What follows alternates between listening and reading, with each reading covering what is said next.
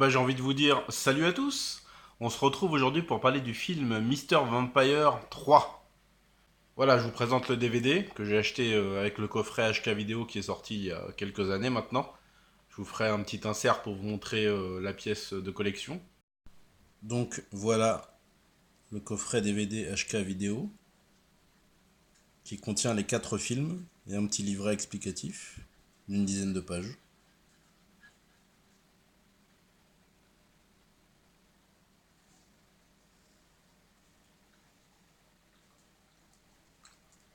Mr. Vampire 3, il est toujours réalisé par Ricky Lo. Il est sorti en 1987 à Hong Kong. Et au casting, on va retrouver évidemment Lam Xing-ying, mais aussi Richard Ng. Et toute une pléhorde de caméos assez nombreux et beaucoup trop nombreux à vrai dire pour que je les cite tous. Sinon la vidéo va faire une demi-heure. Qu'est-ce que nous raconte Mr. Vampire 3 ? Ça va nous raconter l'histoire de 2 prêtres taoïstes. L'un qu'on connaît bien qui est joué par Lam Xing-ying, et un autre qu'on va découvrir qui est joué par Richard Ng, le génial Richard Ng que j'adore, vous le savez si vous suivez mes vidéos. Donc ces 2 prêtres vont être amenés à affronter une sorcière au pouvoir assez incroyable qui déborde de puissance et qui va essayer de répandre le mal autour d'elle en se servant de vampires, de démons, de fantômes et de toute une petite armée. Alors évidemment, ce film, il est dantesque. Il est encore plus rythmé, plus généreux que le premier du nom. À ce sujet, dis-moi, pourquoi est-ce que tu fais la chronique de Mr. Vampire 3 juste après celle de Mr. Vampire 1 ? Il est où le deuxième épisode ? Eh bah alors, je vais te répondre, mon cher ami. Tout simplement que l'épisode 2, je l'apprécie pas particulièrement. J'ai pas spécialement envie de le revoir tout de suite. Par contre, j'avais très envie de voir le 3 qui est pour moi un succès total. Alors je me suis dit, bon bah t'es sur ta chaîne, tu fais un petit peu ce que tu veux, donc voilà, tu vas passer du 1 au 3. Coucou la continuité ! Mr. Vampire 3 pour moi c'est dans le top 5 du genre Ghost Kung Fu Comedy. C'est un film hyper rythmé et hyper généreux.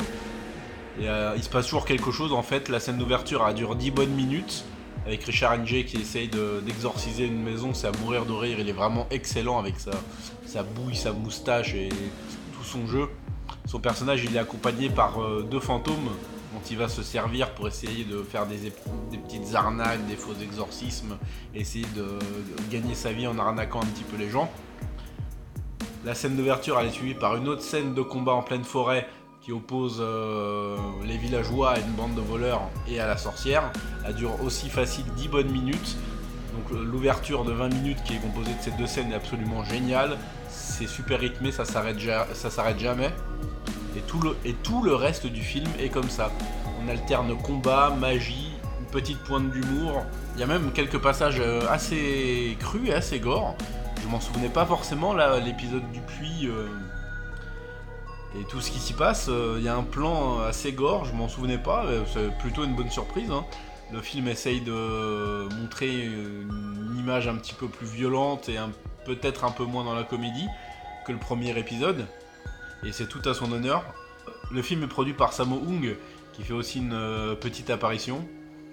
Et tout le film déborde, comme je l'ai dit en ouverture, le film déborde de caméos, d'acteurs qu'on va apercevoir, de silhouettes familières, et franchement, c'est un vrai plaisir.